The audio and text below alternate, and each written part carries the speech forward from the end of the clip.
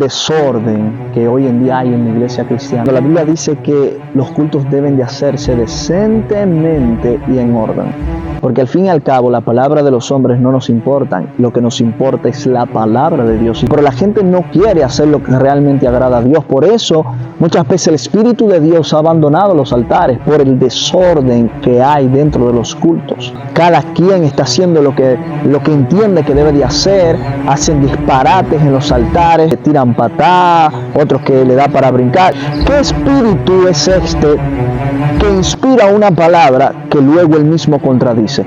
¿No se supone que si el Espíritu inspiró las Escrituras, todo lo que él debería de hacer debería de ser conforme a ella?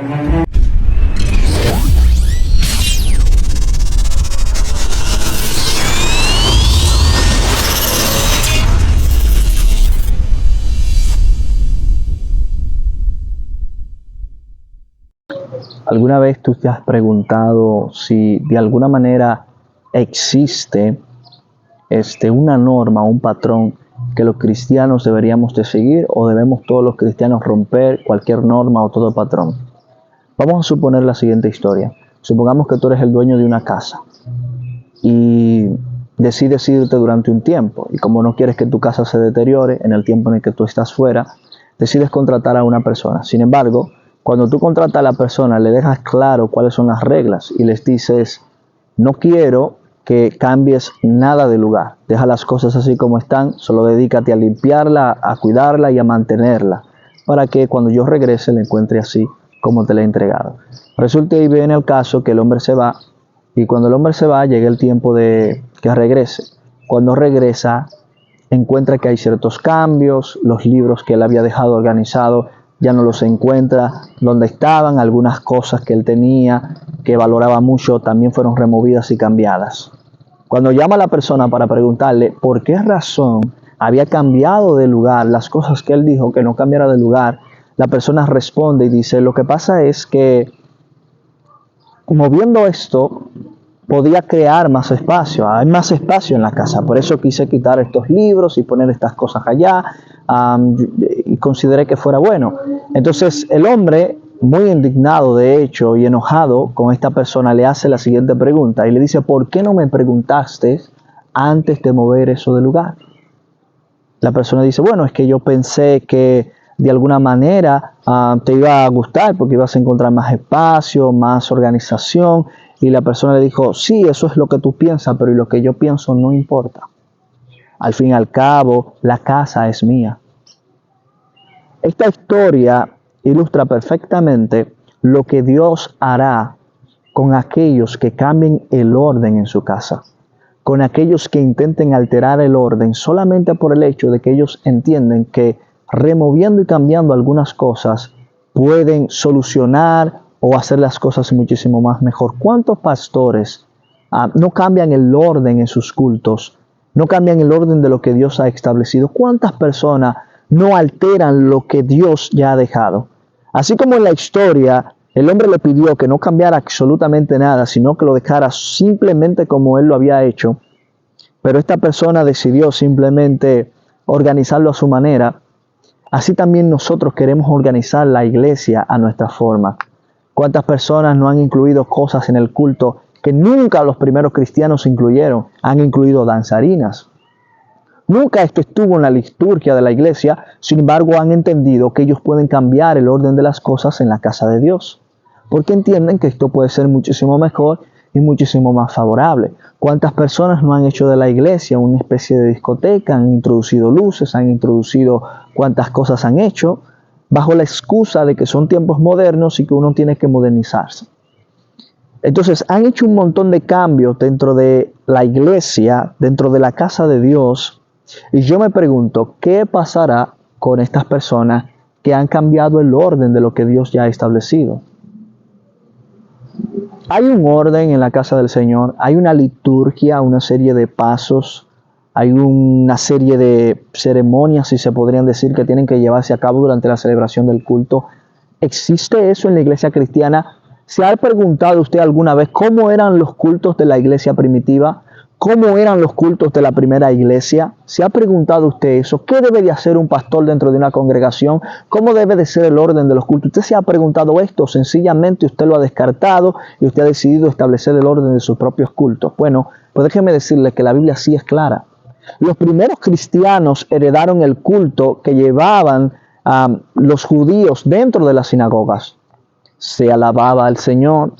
Luego de que se alababa al Señor, alguien tomaba uno de los rollos, abría el rollo, leía el rollo y luego explicaba al pueblo lo que significaba estas palabras. Por eso Jesús, cuando entra al templo, se le da una oportunidad, él se para, abre el rollo y dice: el Espíritu de Dios está sobre mí. Y él empieza a explicar las Escrituras diciendo que esa Escritura se había cumplido. Este es el orden de los cultos dentro de la sinagoga. Esto es importante que nosotros lo tengamos claro. Ahora, la Biblia enseña en 1 Timoteo, capítulo 4, versículo 13, diciéndole el apóstol Pablo a Timoteo cómo deben de hacerse las cosas. Le dice: para que si tardo, sepas cómo debes de conducirte en la casa del Señor. Le dice eso en el capítulo 3. Pero en el capítulo 4, 1 Timoteo 4, 13, el apóstol Pablo dice: para que si tardo, entre tanto que voy, el apóstol Pablo dice, entre tanto que yo llego a la iglesia, entre tanto que yo voy a la iglesia, dedícate a esto, pastor. Dedícate a la lectura, a la exhortación y a la enseñanza. ¿Ves? No a las groserías, a los chistes, a las payasadas en el altar. Le dijo: dedícate a esto, a la lectura, a la exhortación y a la enseñanza. Entonces hay un orden y una liturgia dentro de la iglesia y no la puedes cambiar porque no es tu casa y no tienes el derecho de hacerlo. En 1 Corintios capítulo 14 versículo 26 el apóstol Pablo dice: ¿qué hay pues, hermanos? Cuando os reunís, cada uno de vosotros tiene salmo, tiene doctrina, tiene lengua, tiene profecía. Todo esto forma parte del culto de la iglesia: salmos, adoraciones, doctrina, enseñanza, profecía, palabras proféticas. Todo esto forma parte del culto de la iglesia y no se puede alterar el orden de los cultos. ¿No ha visto usted el desorden que hoy en día hay en la iglesia cristiana? ¿No ha visto usted el desorden en la celebración de los cultos? Cuando la Biblia dice que los cultos deben de hacerse decentemente y en orden. Ahora, no importa, no nos interesa, ¿verdad? Que sí, que una persona lo diga. Lo que nos debe de interesar es que la palabra lo diga. Porque al fin y al cabo, la palabra de los hombres no nos importa. Lo que nos importa es la palabra de Dios. Y si la palabra de Dios así lo establece, guste o no guste, sea costumbre o no sea costumbre, sea tu tradición o no sea tu tradición, tú tienes que aceptarlo. Porque la mayoría de la iglesia está como caballo desbocado, haciendo las cosas que por tradición sencillamente ha hecho, pero la gente no quiere hacer lo que realmente agrada a Dios. Por eso muchas veces el Espíritu de Dios ha abandonado los altares por el desorden que hay dentro de los cultos. Hay mucho desorden dentro de la iglesia, me refiero específicamente a la celebración de la liturgia. Hay demasiado desorden. No hay una buena asignación. Cada quien está haciendo lo que entiende que debe de hacer. Hacen disparates en los altares, personas que tiran patadas, otros que le da para brincar, y eso no está mal, eso está muy bien, eso hay que celebrárselo, eso hay que apoyárselo, porque todo esto se está haciendo supuestamente bajo el poder del Espíritu Santo de Dios.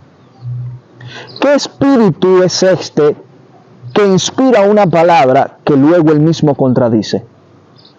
¿No se supone que si el Espíritu inspiró las Escrituras, todo lo que él debería de ser conforme a ella?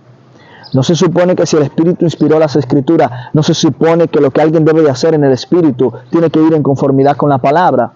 ¿O el Espíritu choca con su propia revelación? Antes de Dios revelarte algo diferente, ya Él lo reveló en su palabra. Entonces, la revelación que tú tienes no puede chocar con la revelación que ya el Espíritu ha dado. La revelación que tú tienes no puede interferir con la revelación que el Espíritu Santo ha venido dando durante todos los siglos y los años de la iglesia.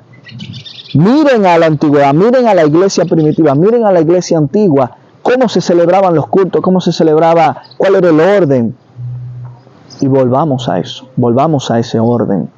Porque por causa de nosotros, el nombre de Cristo está siendo vituperado entre los gentiles. Por causa de nosotros, muchos de los que no conocen al Señor blasfeman en contra del nombre santo de Dios. ¿Qué dijo Cristo? Jesús dijo, santificado sea tu nombre. La iglesia santifica el nombre de Dios.